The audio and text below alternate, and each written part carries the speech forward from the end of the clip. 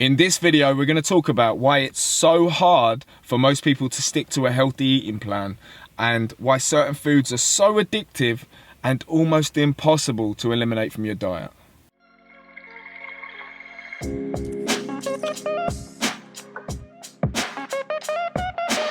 Welcome to this channel. My name's Jason Bennett. If you get value from this video, I'd really appreciate it if you could hit the like button, subscribe to the channel, comment on the video, share it with a friend. All the engagement really helps with the YouTube algorithm and showing this video to more people just like you. So let's dive into this video. Have you ever asked yourself the question, why are certain foods so addictive and why are they so hard to cut out? How many times have you said, right, I'm not having any more of that. I've cut it all out now. No more of that for me. You know, all of us has done it with like alcohol before, right? Especially through your teen years, right? That's the last time. I'm not doing that again until about 7 o'clock that evening, and then you're back on it. This stuff is super addictive, and ultimately what it comes down to is us raising our consciousness, yeah? But we're gonna talk about something else first, and then we'll get into that. So the reason why they're so addictive and the reason why they're so hard to stop is because of our drivers, our physiological drivers, yeah? So every living being on the planet, and even microbes and bugs and stuff like that, has their own intelligence, their own intuition to finding food, yeah? To knowing what to eat and what not to eat. And the problem is our kind of like own intuitive way to find nutrients has been hijacked by big corporations and big companies, and they understand your physiology and your psychology far better than you do, and they're using it against you to mine your money. So the way that our bodies have evolved is through thousands and thousands of years, we would find fruits or we'd find vegetables or we'd hunt an animal or whatever, and we would feast on that food. Yeah, we would take advantage of feasting on that food because we know there's going to be some work before we get to the point where we're going to be able to consume food again. There's going to be periods of feasting and periods of famine. So our bodies are designed for that. They're built for that. So when we find a harvest of loads of fruits, we take the opportunity to consume as much of that as possible, yeah, because we know it's seasonal, it's not going to last long. That's why our bodies are designed to store body fat, yeah, so to hold the reserves of certain minerals and vitamins, and then over time we'll be able to use that until we then are able to eat again. Now that's how our bodies are designed. Big companies, big corporations know that, and they use chemicals. They use chemicals to replicate certain smells. They use chemicals to even change the colors of things. And they use chemicals to make things taste a certain way, to trigger that part of our brain, to confuse it and make it think that there's loads of nutrients in that food. And they turn the contrast up on it like full whack. Yeah, so it gets to the point where our brains are just like overwhelmed with pleasure because we feel like that the brain thinks that we've come across this really highly nutrient dense food that's going to nourish our body. But it's all done through chemicals. Like McDonald's, for instance, one burger has 50 chemicals. 50 chemicals, and some of them are proven known carcinogenics, which means they cause cancer. So they know that these chemicals cause cancer and they put it in the burgers. How they're still allowed to advertise to children baffles me. Like how they're still allowed to have toys and the, you know, Happy Meals and all that, big bright colors. What do you think all that stuff is for? You know, and they're marketing. These companies pride themselves in the fact that you are addicted to their foods. Yeah, you're loving it. I bet once you pop, you can't stop. I bet you can't just have one. Like all these little slogans of these companies, they pride themselves in it. They know exactly what they're doing, and they do not give a shit about you. They don't care about you. They don't care about your children. They don't care about your family. They don't care about your health. Yeah, just think about that. They do not care about you. These are the companies that you're putting your money into, that you're investing in on a regular basis, and they do not give a shit about you. So I hope that helps you to understand a little bit why these foods are so hard to quit and give up. Yes, because you've got a lot of forces and a lot of powerful kind of corporations working against you. Yeah. So the only way we can really overcome this is by increasing your awareness. Yeah, raising your consciousness. We've got the human part of ourselves, which is the physiological drives, you know, sex, food, social interactions. That's why Facebook and stuff is so addictive and it spikes your dopamine as well. We've got that drive, and then we have the being part of us. We've got the human animal, and then we have the being. We can raise our consciousness, our awareness. And all that means is becoming more aware of our conditioned compulsive behaviors, rising above them, and then consciously choosing, rather than being kind of swept up in the compulsive behavior. Awareness is the main thing. Learn more about this stuff, research it. Don't take everything that I say with a pinch of salt. Like, don't take anything as absolute truth. Look into stuff yourself and see what makes sense. There's the second part of why it's so hard to quit this food, which I'm going to talk about in a minute. But one of the best ways to overcome these urges, you need to give it time. A lot of people do it for a few days or a week or so and then stop. There's a book, it's a relatively new one, called Dopamine Nation, which talks about, you know, addictions to alcohol and food and sex and drugs and all that sort of stuff.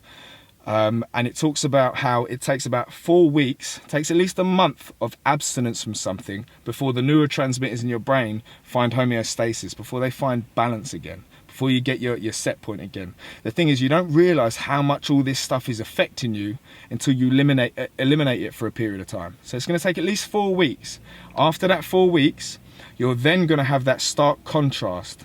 Yeah, you're going to have that reference point, be like, right, here's how I feel without that shit in my body, in my life. And now you're going to be like, right, now you can consciously make a decision. Do I want to add that back in? Do I want to limit it? Or do I want to carry on just cutting it out? Then you can make a conscious decision. So I'd recommend for anyone to eliminate that stuff for at least 4 weeks before deciding whether you're going to implement it back in. And I'm not saying it's easy. It's tough. It's hard. It's a challenge. But as humans, if we don't allow ourselves to expand and grow and you know, move forward in life, and we stay stuck in ruts, that's when we just end up miserable. Yeah, we're designed, we're meant to expand and grow and flourish.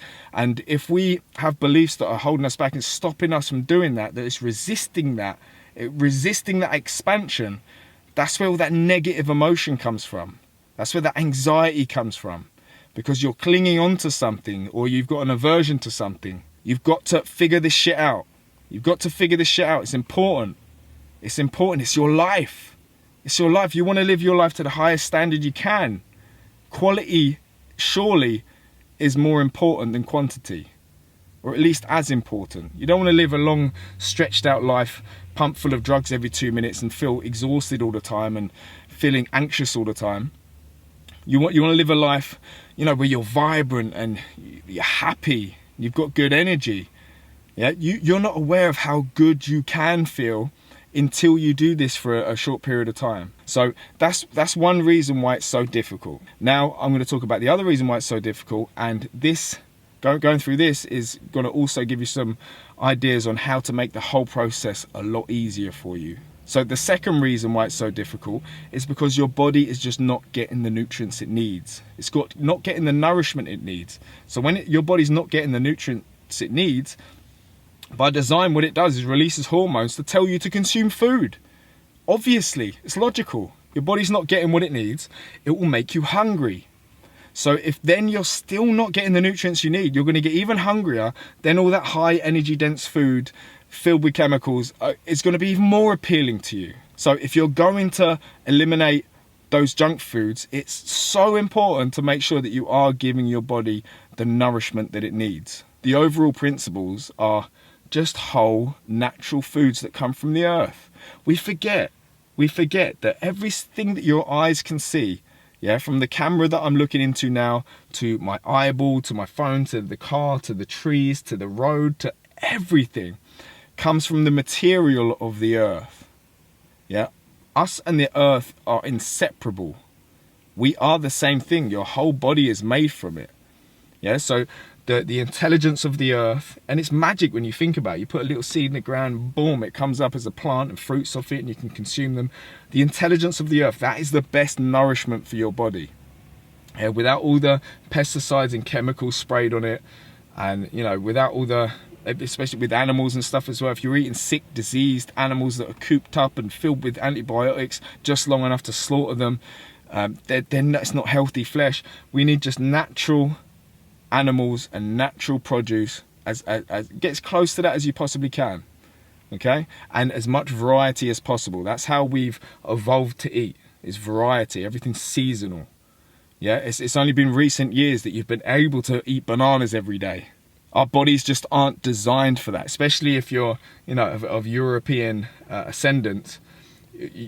Our ancestors have never been able to eat that much fructose year round. So the things that are absolutely essential for you to get through your diet are healthy fats, you know, the omega-3 rich foods, protein, but you don't need as much as people think you need, and vitamins, minerals, and fiber.